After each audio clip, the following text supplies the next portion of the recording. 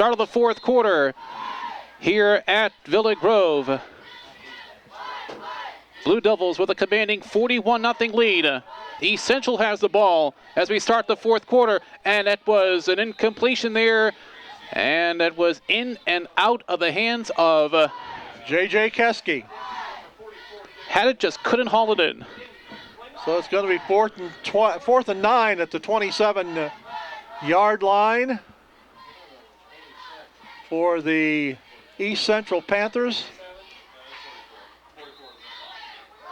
We said they've had a couple rough seasons since their last win in 2010.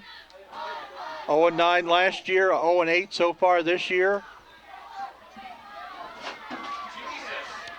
Tyler Price on the shotgun takes a snap. Blitz coming. Price fires it, and it is incomplete. A flag is thrown. A flag is thrown at the point of the incompletion. Stephen Miller was defending on Mannon. I think their arms kind of got locked or something, and Mannon went down, and Miller's going to be called for pass interference. How many penalties now on the Blue Devils? That is the 10th for 85 yards. So it's going to be first and 10 for East Central. Their 10th first down. Or another fourth down converted by way of penalty. They had one earlier in the game. It was an offside. Going to mark it at the 14, half the distance. So that's only a 13-yard penalty. I formation. Well, they try to reverse to Daly, and he's going to get thrown for a loss on the play. Gavin Arnold, number 55, also Dustin White, 45 in the vicinity there. Going to be a loss of about 3 on the play. Going to be second down, and we're going to call it 13. And let's see. That would be back at the 17-yard line? Yes, sir. Okay. I'm just guessing here. Price gets the snap in the shotgun formation. Throws over the middle. Cole Board again. He's inside the 10 to about the 9. 8-yard gain there. Gain of 8. That's going to be third down and about 5 to go at the 9-yard line. That's the 5th pass completed by Tyler Price. 4 of them have been to Cole Board for 47 yards out of the 60 that they've passed for in the ball game. On 3rd and 5, Price looking for Mannon. And it was just a little high. It was thrown over the head of Mannon.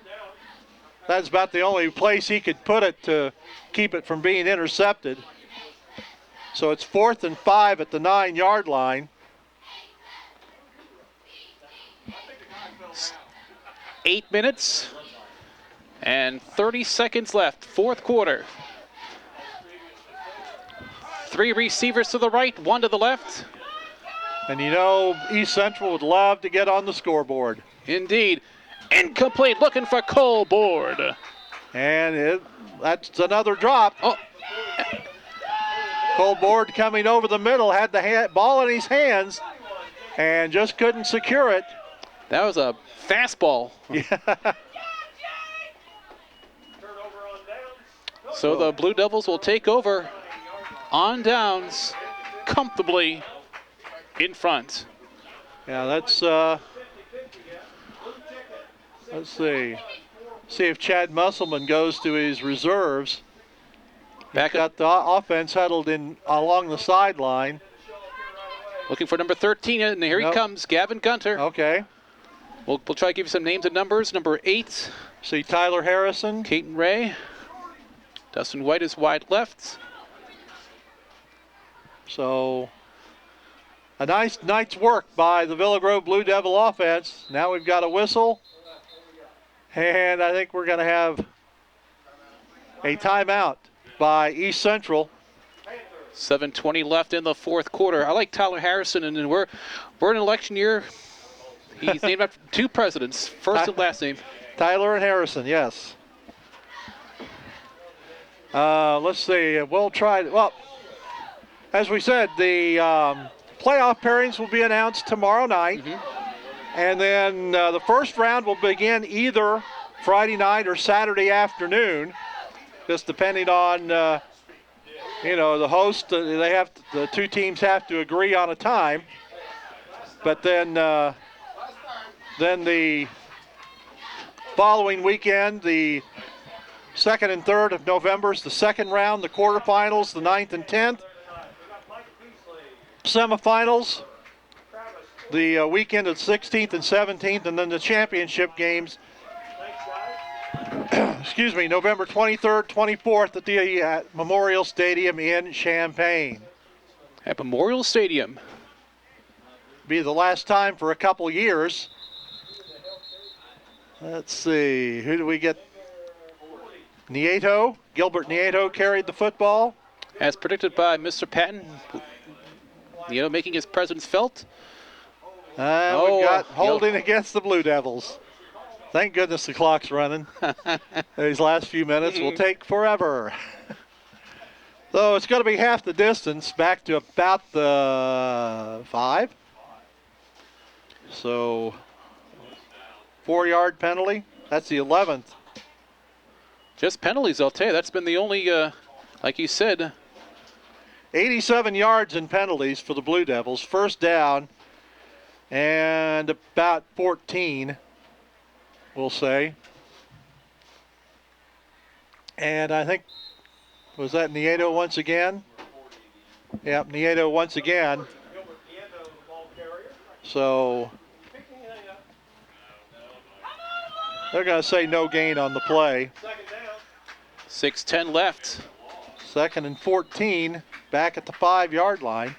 They have to get out to the 19-yard line for the first down. Kevin Gunter, the quarterback for Villa Grove. I see Spencer Ebersole in the line. Gavin Center. Arnold, 55. Number 55, Gavin Arnold. Now we've got a timeout by Villa Grove. Let's see. Got 13, 52. Lane Broker, a junior. There's Kelly Chapman, number 64. Number 1, Toby Stipp. They're calling out the numbers of the seniors on the PA system. We'll kind of run down those for you.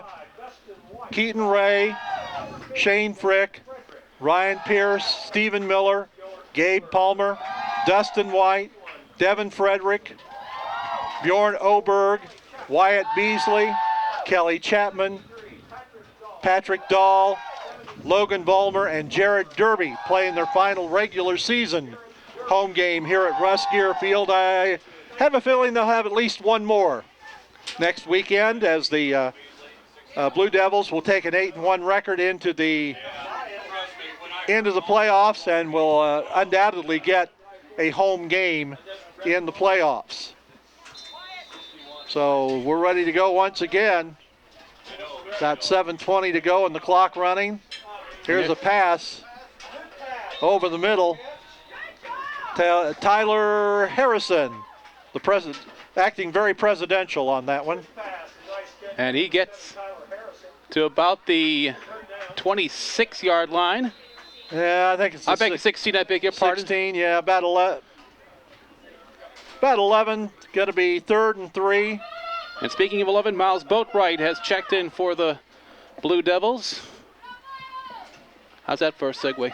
Very good. No, very good. We try. Keep it going. Keep it moving. Here's a pitch out to Harrison around the left side. He's trying to get around. He may have been. I think some folks wanted a horse collar tackle on East Central, but nothing called. Ball is out to about the 19. It's going to be 4th down, or they say it's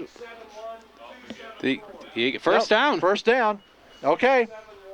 They needed 3. He got 3 and an inch, I think.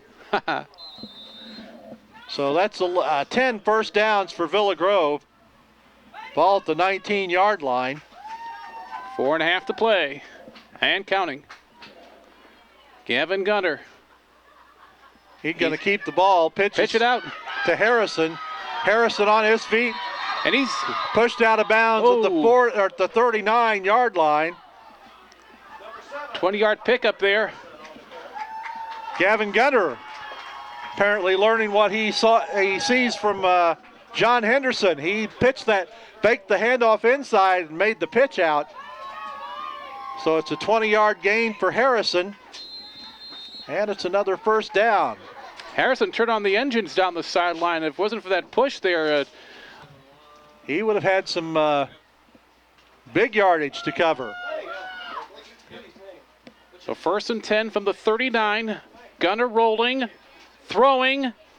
And it's incomplete. I think that was Dustin White. Didn't have enough control inbounds, and so he was Gunner was rolling out to the left, trying to throw right-handed, rolling out to the left, and that's tough for anybody to do. I don't care who you are. But so it's going to be 2nd down and 10 from the 39. Clock continuing to roll here in the 4th quarter. Gunter under center. Pressure coming from both sides.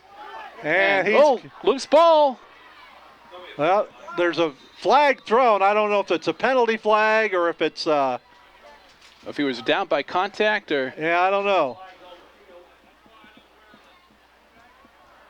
Let's see. We'll sort it out with. See what the officials. With our officiating crew. Are going to talk about. He was getting some pressure from the backside in Dalton Mannon. And then and another guy came over from the far side there. And right. And intentional grounding is the call. And it looks like East Central recovered.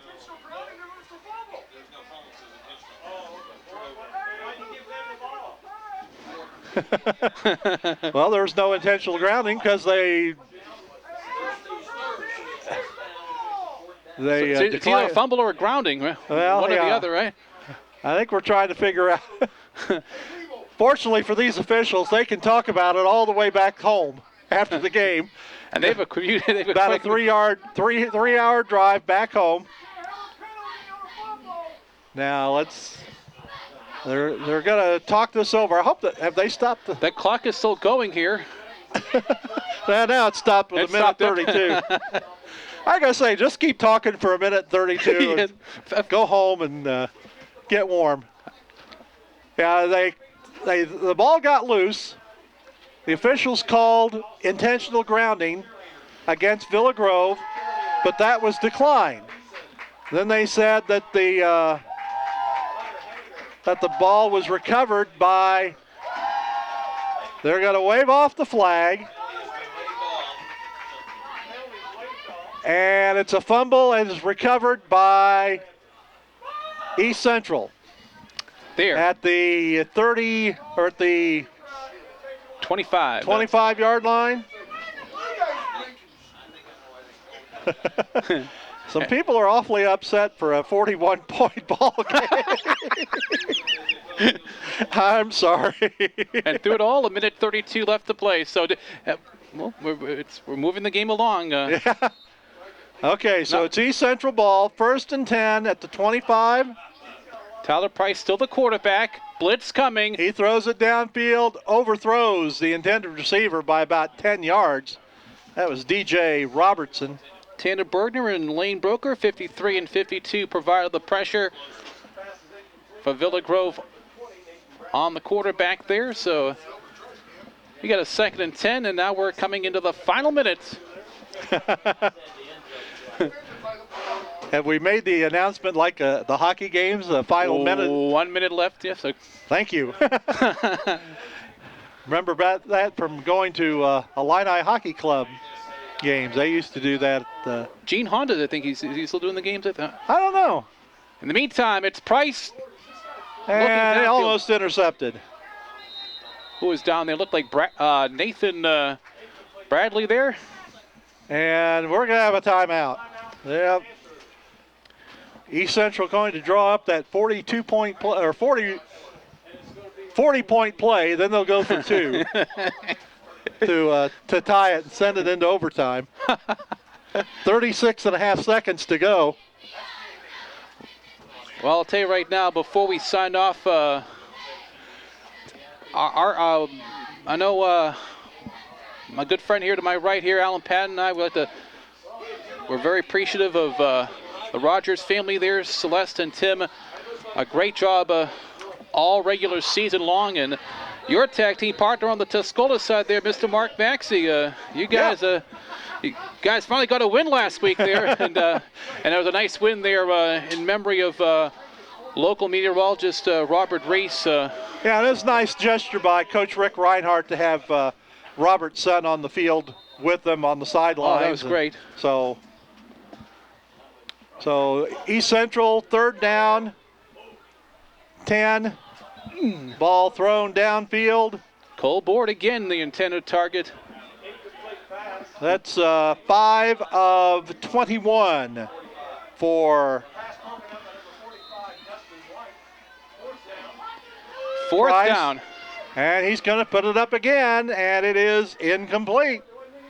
Cole Board wanted a interference here. There was some contact, but it was negligible and away from harm's way. Ladies and gentlemen, this game is over. And the Villa Grove Blue Devils head into the playoffs with an 8-1 record and 2nd place in the Little Okaw Valley Conference. Congratulations to Chad Musselman and his coaching staff and players for an outstanding regular season. And we certainly wish them the best of luck in the playoffs coming up next week. Hopefully we'll have a few playoff games to attend next in the next few weeks, and with Villa Grove, Arcola, Villa Grove and Arthur Lovington. Of course, Arcola and Tuscola still on the bubble, so we'll have to wait and see what happens with those. But at least we'll have 2 Douglas County teams in the playoffs starting next week, and we'll just have to wait and see what happens when the pairings are announced tomorrow night. A special shout out, by the way, to Mrs. Archibald right here in Villa Grove, a loyal Douglas County Digest.com viewer.